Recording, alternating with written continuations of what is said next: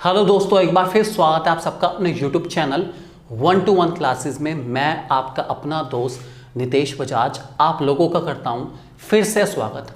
आज की हमारी video class 12 business studies part 1 last chapter जिसका नाम है कंट्रोलिंग, उस पर होने वाली है। इस वीडियो में मैं आपको बताने वाला हूं कंट्रोलिंग क्या होती है और कंट्रोलिंग के क्या क्या फीचर्स हैं। इस वीडियो में हम लोग ये कवर करके चलेंगे। अगली वीडियो में बात करेंगे इंपॉर्टेंस ऑफ कंट्रोलिंग की, फिर बात करेंगे कंट्रोलिंग की प्रोसेस की, और लास्ट में बात करेंगे हम लोग प्लानिंग और कंट्रोलिंग के रिलेशनशिप की। पूरा मामला एकदम सेट है। कंट्रोलिंग के बारे में बात करनी है इस वीडियो में और फीचर भी जानने वाले हैं। तो दोस्तों शुरू करते हैं टाइम ना वेस्ट करते हुए। कंट्रोलिंग क्या है? ये कंट्रोलिंग देखिए दोस्तों, अगर मैं सिंपल भाषा में कहूं तो मैनेजमेंट के जो 5 फंक्शन हैं जिनका नाम आप लोग जानते हैं, प्लानिंग, ऑर्गेनाइजिंग, स्टाफिंग, डायरेक्टिंग और कंट्रोलिंग। लास्ट में कंट्रोलिंग आ रही है। सबसे पहले प्लानिंग, लास्ट में कंट्रोलिंग, ठीक है। तो ये 5 फंक्शन जितने इंपॉर्टेंट है उतना ही हमारा ये जो लास्ट वाला फंक्शन है कंट्रोलिंग की भी इक्वल इंपॉर्टेंस है हमारे पास।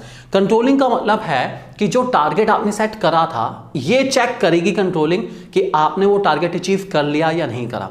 अगर कर लिया ब्रिलियंट, अगर नहीं करा तो क्या कमियां रह गई आपके अंदर कि आप अपने टारगेट तक नहीं पहुंच पाए, अपने गोल तक नहीं पहुंच पाए, अपना डिजायर्ड मोटिव, अपना डिजायर्ड गोल ऑब्जेक्टिव अचीव क्यों नहीं कर पाए, इस बारे में बात चलती है दोस्तों कंट्रोलिंग में।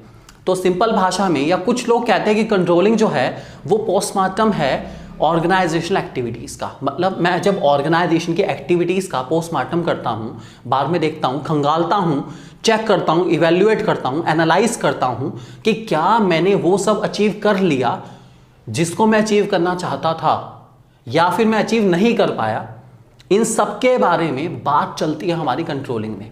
तो कंट्रोलिंग एक्चुअल में मैनेजमेंट का लास्ट फंक्शन है और ये इवेल्युएट करता है, एनालाइज करता है और पोस्टमार्टम करता है ऑर्गेनाइजेशनल एक्टिविटीज को, इस बेसिस पर कि जो डिजायर्ड टारगेट थे, जो हमारे गोल्स थे, जो हमारे स्टैंडर्ड थे, जो हमारा मोटिव था, ऑब्जेक्टिव था, वो अचीव हुआ या नहीं हुआ।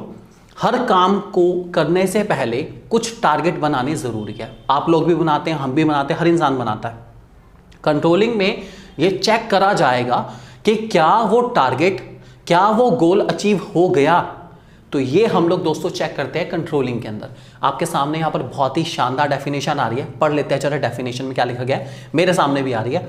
The controlling function find out how far actual performance deviates from standard. अर्थात आपका गोल और आपका अचीवमेंट में कितना फर्क है, आपके गोल और अचीवमेंट में कितना फर्क है। एग्जाम्पल ले लेते हैं भाई, छोटा सा बढ़िया एग्जाम्पल।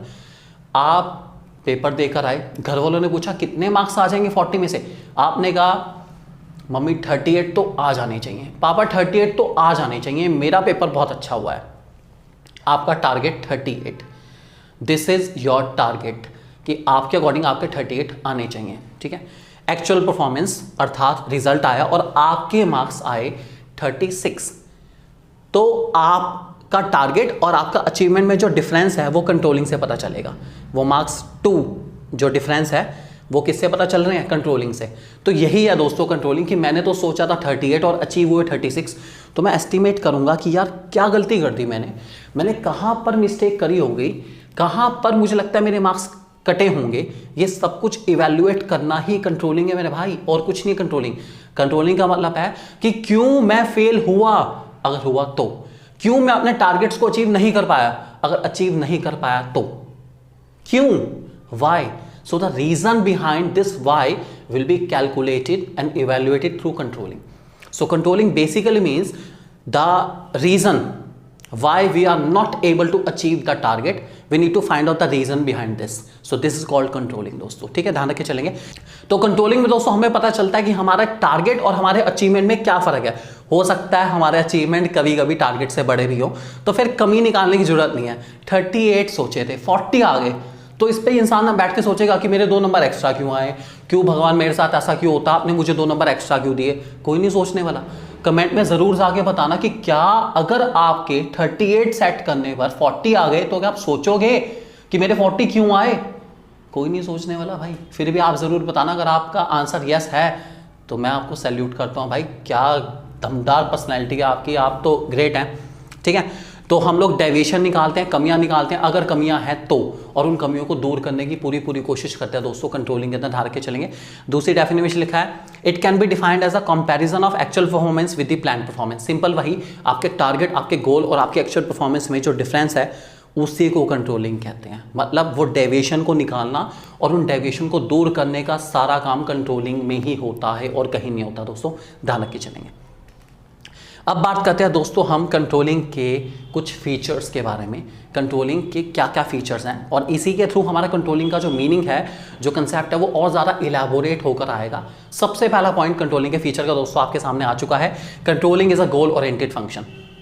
ये तो पॉइंट बड़ा सिंपल है, क्या प्लानिंग गोल ओरिएंटेड नहीं था, क्या ऑर्गेनाइजिंग गोल ओरिएंटेड नहीं था, क्या स्टाफिंग गोल ओरिएंटेड नहीं था, क्या डायरेक्टिंग गोल ओरिएंटेड नहीं था, तो कंट्रोलिंग भी तो गोल ओरिएंटेड ही है, मतलब गोल को पाने के लिए करी जाती है। ऑब्वियस ही बात है यार, planning, organising, staffing, directing, controlling, हर काम जो मैं कर रहा हूँ गोल को पाने के लिए कर रहा हूँ भाई, और कुछ नहीं है।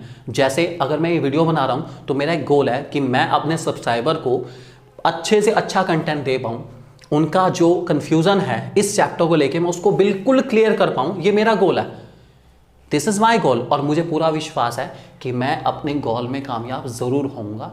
ज़रूर बताइए कि क्या मैं अपने गोल में कामयाब हो रहा हूँ या नहीं हो रहा हूँ, ज़रूर कमेंट करके बताना दोस्तों। सो कंट्रोलिंग गोल ओरिएंटेड है, as the all other functions of management controlling is also goal oriented function. Controlling is performed with some predetermined goals.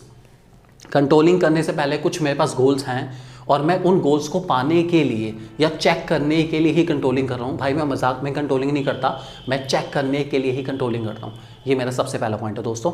लिखा गया controlling as a function of management ensure that overall directions of individuals and group are consistent with short and long range plans of the organization, so it is completely a goal oriented function। कुछ नहीं है भाई, हर इंसान को मैं जो लोगो रख रहा हूँ ऑर्गेनाइजेशन में, वो मैं इस तरीके से रख रहा हूँ कि वो मेरे टारगेट को, मेरे गोल को, अचीवमेंट को करा सकें।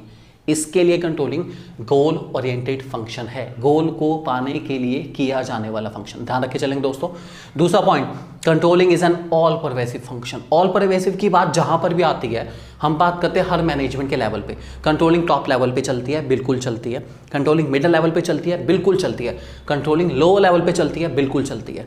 टॉप लेवल के अपने कुछ गोल्स, मिडिल लेवल के अपने कुछ गोल्स, सुपरवाइजरी लेवल के अपने कुछ गोल्स, हर लेवल के गोल्स हैं और हर लेवल को चेक करना है कि क्या वो अपने गोल्स को अचीव कर पा रहे हैं या नहीं कर पा रहे हैं।